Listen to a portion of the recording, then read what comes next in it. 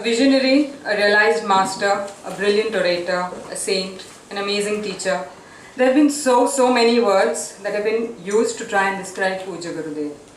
A word of caution though, and I use Guruji, Swami Tejavananji's words to put it across. He said, many a time I have felt it's easier to describe Brahman than to describe a Jivan Mukta.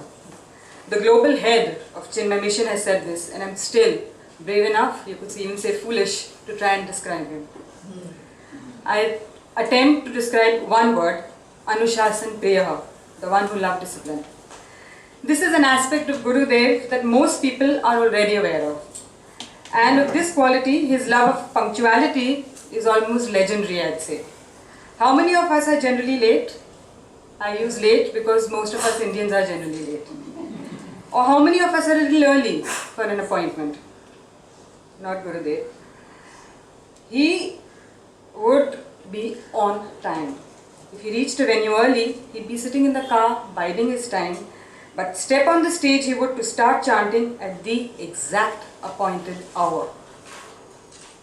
Certainly not late, but not early either. One very amusing anecdote about this is when a governor of state, you know the ones we refer to as His Excellency so-and-so, and who have his cashier of guards around them.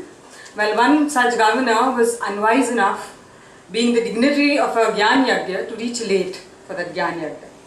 Gurudev scolded him. He said, if you, the governor, comes in late, then what do you expect the people who look up to you to do? I mean, imagine if today's politicians could be told off like this. Never mind.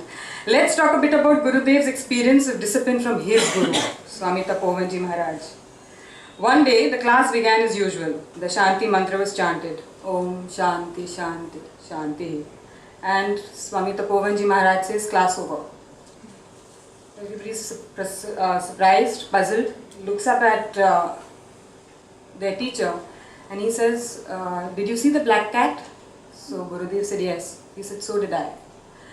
The extent of concentration, the kind of concentration that he expected from himself as well as his students was this. Today we get away with entire SMSing and entire conversations during class. Anyhow, nothing that I've read about Gurudev seems to suggest that he was quite as strict as this, though he too expected perfection and rules to be followed by his students. In the Uttar Kashi ashram, his students were expected to chant the Ganga Stotram every single day. One day they forgot. So Gurudev declared no lunch for everyone. His everyone, mind you, included himself. So if we are to copy him, let's be a little careful while meting out our punishment. Not just that, lectures for the next 4 days were cancelled. Everybody was made to sing bhajans instead.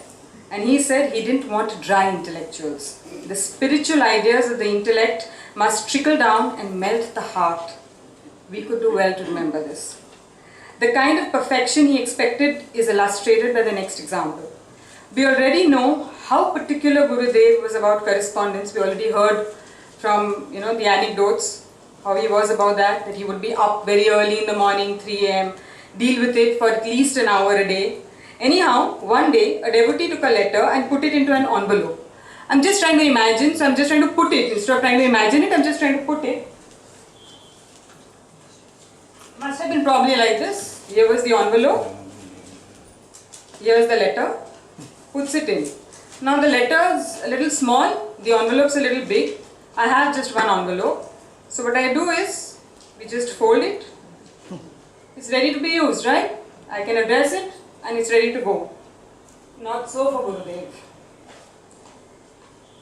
He took it, he cut one end off, he fashioned a flap, made it into an envelope, probably this size, and then he said, now it is ready to be used.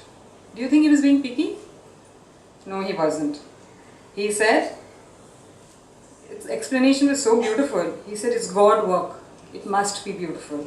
The spirit of Karma Yoga taught so simply and so beautifully. See, examples like this are many. Time, however, is short. I shall wind up by saying what he had to say on the subject of discipline, and I quote, "Discipline of the mind alone leads to realization," unquote. Not that realization is a product of anything, but he reasoned, if we are to realize the pure self, We have to master the mind. Now try arguing with that. I don't know.